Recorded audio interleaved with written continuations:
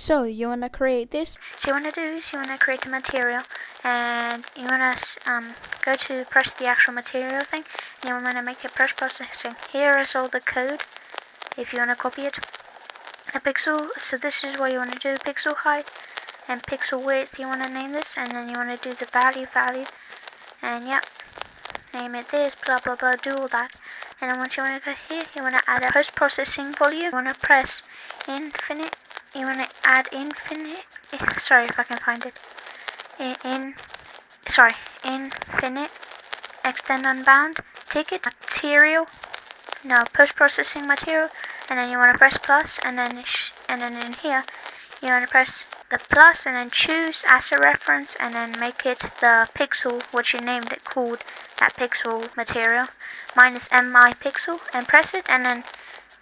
that's how you make really realistic graphics.